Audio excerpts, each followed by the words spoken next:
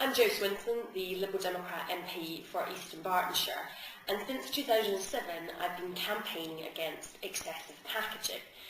Loads of people that I speak to are really frustrated by how much excessive packaging is put over lots of products in the shops. We end up paying for it 3 times over. It's estimated that the average family spends £470 a year on packaging that they don't need. We pay for it through paying landfill charges through our councils when refuse has to be collected, and then we pay for it environmentally because it's a waste of our natural resources. One of the worst examples of excessive packaging has been Easter eggs. For 4 years now I've produced an annual report about excessive packaging on Easter eggs. Packaging in general on eggs was cut by 1/3 last year. So what did we find out in 2010? Last year Nestle showed the biggest improvement and they're still doing pretty well. This is an example of a medium Nestle egg which used to be in a much bigger box. Also what's really good is on the back they've actually got an explanation of the reduction in packaging and making sure that people know how to recycle it. And what they've done is got rid of all of the plastic packaging through their clever use of this cardboard little basket for the egg to sit in. And of course, because that's cardboard, that can just be recycled in most areas through doorstep recycling, creating no waste whatsoever once you've eaten all the chocolate inside. One of the worst offenders in terms of excessive packaging each year has been Lindt, and this year their egg is still pretty appalling. As you can see, there's an egg in there which is only that size, plus they've got little mini eggs, and in fact the volume of product to packaging is just 11%. In addition, a lot of the plastic that's used in here isn't easily recyclable. On the plus side for Lindt, they also produce the Lindt Easter Bunny. And as you can see, this is very minimally packaged, so it's a much better option if you're wanting to buy Lindt. So my advice would be, if you're buying Lindt, forget the egg, get the bunny instead. And apparently now more than half of Lindt's Easter sales are bunnies rather than eggs.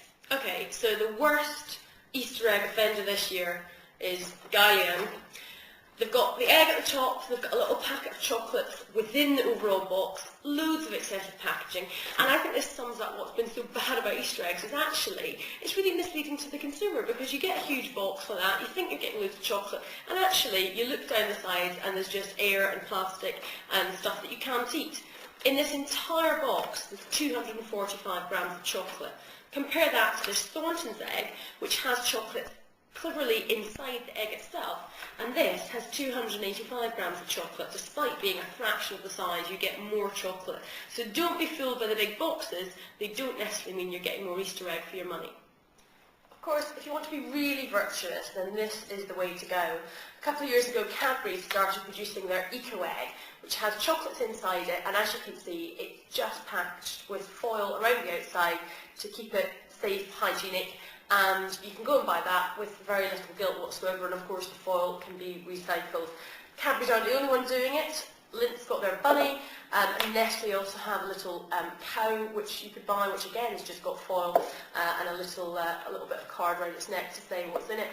So that's the minimal packaging way forward, and of course the more people buy these minimally packaged Easter gifts rather than the excessively packaged ones, then the more these companies will decide to stock these and make a bigger proportion of their Easter sales these minimally packaged gifts. If you'd like to read the whole report, you can do so at my website, joswinson.org.uk/excess packaging. Of course, Easter eggs are just one example of excessive packaging, and I'll be continuing to campaign against it here in Parliament, in the House of Commons, also trying to tighten up the European regulations on packaging, and of course trying to encourage people to put pressure on companies within the UK to do their bit to reduce the amount of packaging that they use.